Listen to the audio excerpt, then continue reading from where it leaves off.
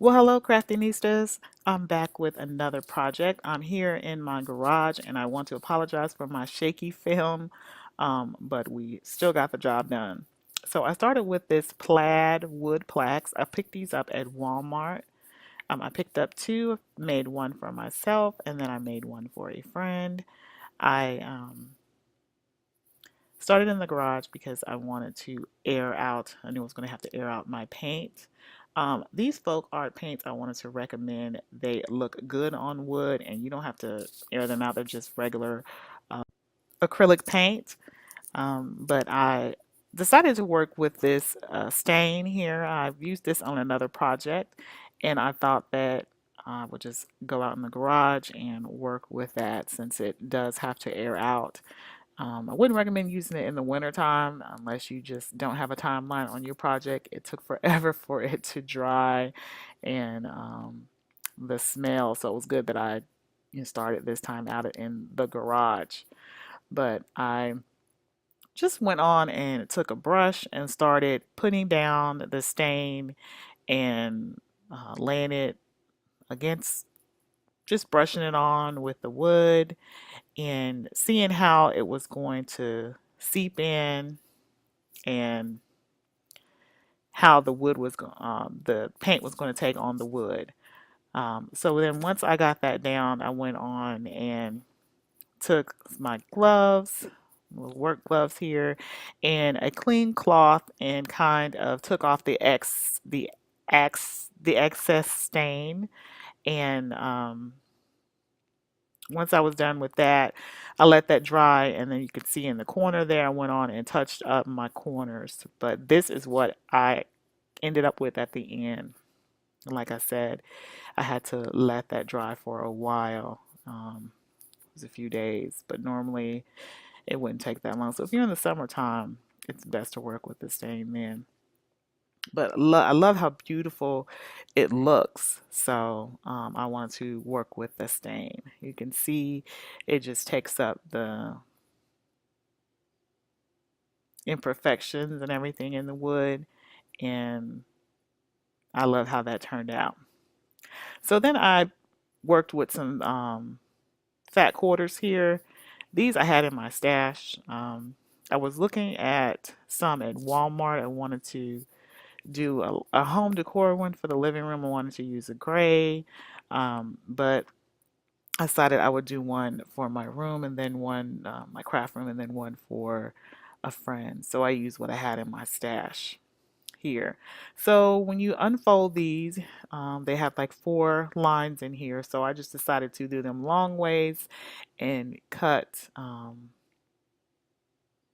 it in half and then do just two. So I had basically half of the fabric left.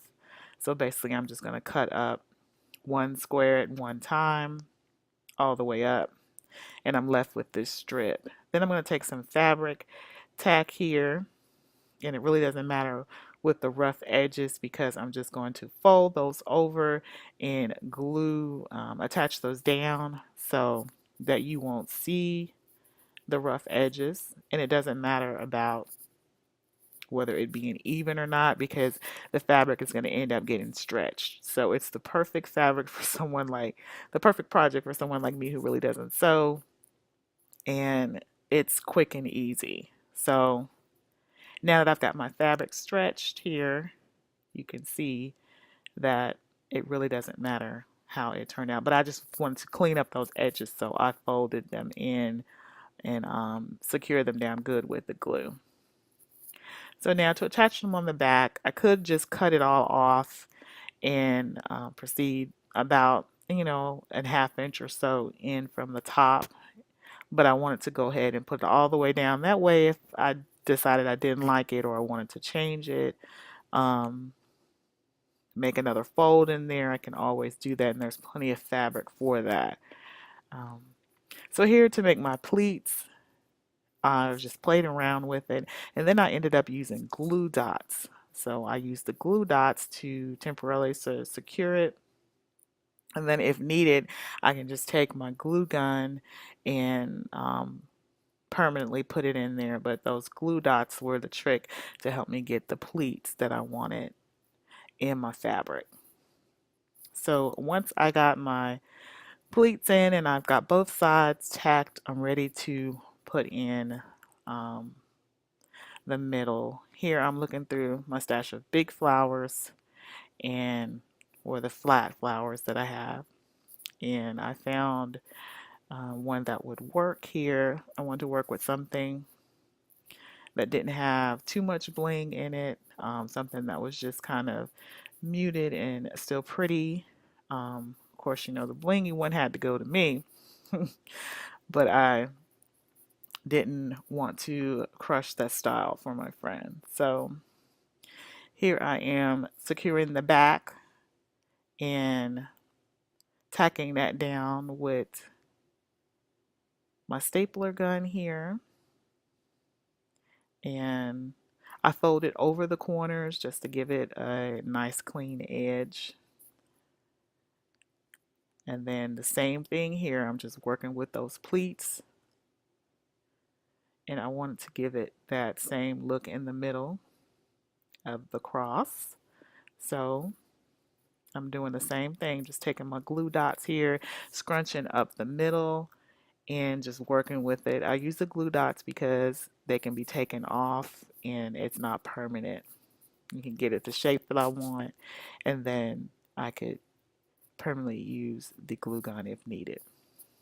So as you can see here, I've got the shape that I want on there, and then I've taken my glue gun and run it on the back of that flower all around, and then I pressed it down. And so I love how that turned out. And then on this one, I used some bling, of course. Used a little sparkly bling, and I just left the connectors that were on the back of that, and then just twist tied that, and then put a spot of glue on the back of that once I got it settled. But that was after I started pulling on it and tacked it down, stapled it down through the back. But I'm just adjusting here, and then I'm going to staple it, and then I ended up, just like I said, putting glue on the back to make sure that it was secure. And so here's how those turned out. I just love how they look, and this didn't take too long at all. Like I said, the longest time it took was for the stain to dry. But it's a really simple and easy craft for craft shows, craft fairs, friend gifts, or just home decor. So wondering how to display these, you could hang these. I've got some picture hanging right here. I didn't actually opt to put that on there. I just wanted to show that that could be done. But I'm going to use mine as plaques. I like to, as a display.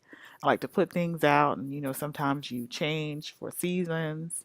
I thought that this would be good for that, that you could put it out when you want. So I picked up these display easels at Dollar Tree, and so I have two right there for $1. That worked out great. So if you like this craft, give it a thumbs up, and if you're not a subscriber, hit that subscribe button. There's more coming your way. See you later, Crafty Nieces.